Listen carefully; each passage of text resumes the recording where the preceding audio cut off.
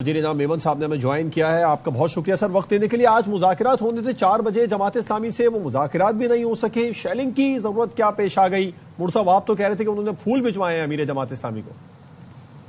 بسم اللہ الرحمن الرحیم. شکریہ جی. دیکھیں, پولیس اور جو لوکل انتظامیہ ہے کراچی کی, وہ مسلسل جماعت اسلامی کے لیڈران کے ساتھ روابط میں تھی, اور ان سے یہ بات چیت کی گئی کہ آپ نے جو بھی کر رہے ہیں, آپ ایک تو مین روڈوں پہ نہیں آئیں گے, ریڈ زون میں آپ داخل نہیں ہوں گے, اور سندھ اسمبلی کے اندر آپ کو گھسنے کی اجازت نہیں دی جائے گی کسی بھی صورت میں.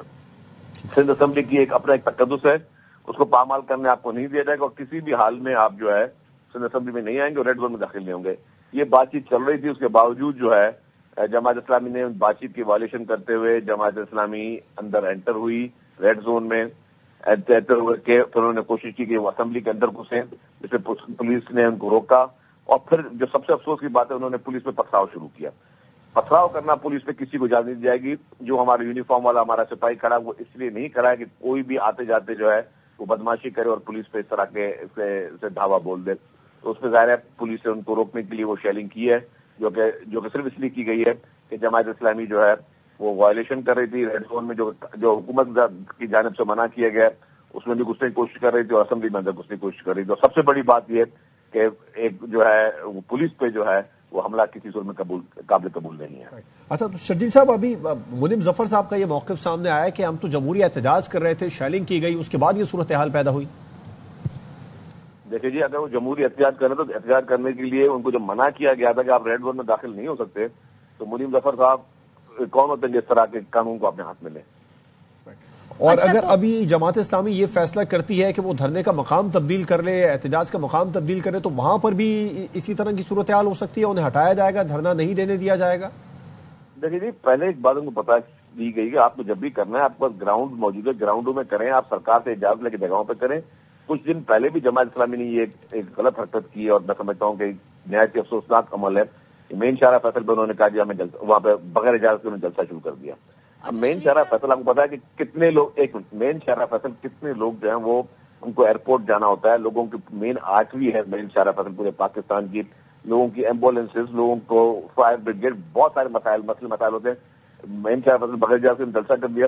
جماعت اسلامی قانون سے بالا تو نہیں کہ جو بھی چاہے اور جب بھی چاہے اپنی مرضی چلائے گی. لیکن اب جو موجودہ صورتحال ہم دیکھ رہے ہیں, شیلنگ ہو رہی ہے پولیس کی جانب سے, کارکنان پتھراؤ کریں, اس تمام صورتحال کو کنٹرول کرنے کے لیے سندھ حکومت کی جانب سے کیا کیا جائے گا؟ کیا دوبارہ مذاکرات کی کوشش کی جائے گی ان سے؟ دیکھیں, حکومت کو مذاکرات میں کوئی حرج نہیں ہے, لیکن جماعت اسلامی کو اپنا طرز حکمرانی چینج کرنا پڑے گا. وہ آگ لگانا, پولیس پہ پتھراؤ کرنا, یہ بدماشی جماعت اسلامی کو کرنے نہیں دی جائے گی.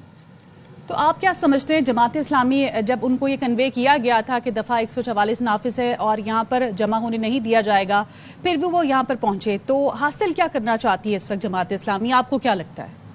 وہ یہی اٹینشن حاصل کرنا چاہتی ہے. انہوں نے دیکھا کہ جی کہ ہم اگر یہ وائلیشن نہیں کریں گے تو خبروں میں نہیں آئیں گے, اگر پولیس پہ پتھراؤ نہیں کریں گے تو خبروں میں نہیں آئیں گے. جماعت اسلامی کا ہمیشہ سیاست جو ہے فتنے کی سیاست رہی ہے, ہمیشہ انتشار کی سیاست رہی ہے. تو وہ وہی کر رہی ہے, وہ فتنہ اور انتشار کی سیاست ہی کر رہی ہے کہ وہ فتنہ پھیلا رہی ہے, وہ قانون کو ہاتھ میں لے رہی ہے, وہ نہایت پولیس والوں کے اوپر جو ہے وہ پتھراؤ پھینک رہی ہے, پتھر پھینک رہی ہے, اور وہ اس وقت جو ہے وہ عملہ کو آگ بھی لگا رہی ہے, تو جس سے وہ اپنے آپ کو ایک نیشنل میڈیا پہ اپنی ایگزیسٹنس شو کرنے کی کوشش کر رہے ہیں لوگ. تو شرجیل صاحب, سندھ حکومت کی جانب سے جماعت اسلامی کی مرکزی قیادت سے رابطہ کرنے کی کوشش کی گئی ہے کہ دھرنا ختم کرنے کے حوالے سے آفیشیل کوئی ان سے بات کی جائے؟ دیکھیے, میں نے کہا کہ انتظامیہ ان سے آلریڈی رابطے میں 4 بجے سے ان سے روابط تھے, اور ان کو کہا گیا تھا کہ جی آپ نے یہ آپ کی ریڈ لائنز ہیں, اس کو آپ نے کراس نہیں کرنا ہے. لیکن اس کے باوجود جو ہے جماعت اسلامی جس کا مقصد صرف فتنہ کرنا ہے اور انتشار پھیلانا, اسے حرکت کی. ہو تو شرجیل صاحب, جماعت اسلامی کی قیادت کراچی کے معاملات پر آپ لوگوں سے بات کرنا چاہتی ہے, اس معاملے پر ان کے ساتھ بیٹھ کر بات کرنے میں کوئی حرج ہے, آپ سمجھتے ہیں؟ دیکھو, کوئی حرج نہیں. ان کے ایک MP موجود ہیں حافظ نعیم صاحب, ایک سیٹ جیتے ہوئے اپنے آج دن تو حلف نہیں اٹھایا. اگر کراچی کے معاملے میں حافظ نعیم رحمان صاحب سنجیدہ ہیں تو وہ خود رکن اسمبلی بنے, آگے حلف تو لینا, آگے نہ استعفیٰ دیتے ہیں نہ حلف لیتے ہیں. ایک MP تو وہ ہے شرجیل صاحب, لیکن اس کے علاوہ 9 ٹاؤنز بھی جماعت اسلامی کے پاس ہے کراچی کے. تو اس 9 ٹاؤن کا اشر دیکھ لینا جی کہ اب 9 ٹاؤن کا کیا اشر ہے. وہاں کے لوگ سب خراب احتجاج ہے. جماعت اسلامی سوائے وہاں پہ جو ہے صرف سوائے انتشار کے کوئی کام نہیں کیا. وہ 9 ٹاؤن کو جس طرح برا اشر ہے, ان کے ٹاؤن آدمی اپنا کام کر رہے نہیں کر رہے. تو ابھی صورتحال ایسی چلتی رہے گی؟ جماعت اسلامی تو واپس جانے کے لیے تیار نظر نہیں آ رہی ہے. یہ صورتحال جو میدان جنگ کا سندھ اسمبلی کے اطراف پیش کر رہی ہے منظر، یہ ایسی رہے گی؟ چلی صاحب، حکومت اس معاملے کو ٹھنڈا کرنے کے لیے کیا کرے گی؟ دیکھیے، حکومت ان سے روابط، ہمارے انتظامیہ روابط میں ہے، لیکن یہ اجازت نہیں دی جائے کسی کو بھی، چاہے وہ میری پولیٹیکل پارٹی ہو، کسی بھی پولیٹیکل پارٹی ہو، کہ جی آ کے تو آپ جو ہے وہ عملات کو آگ لگائیں اور پتھراؤ کریں پولیس پہ. یہ اجازت کسی کو نہیں دی جائے گی. ٹھیک ہے شرجیل صاحب، بہت شکریہ اپنا قیمتی وقت ہمیں دینے کے لیے.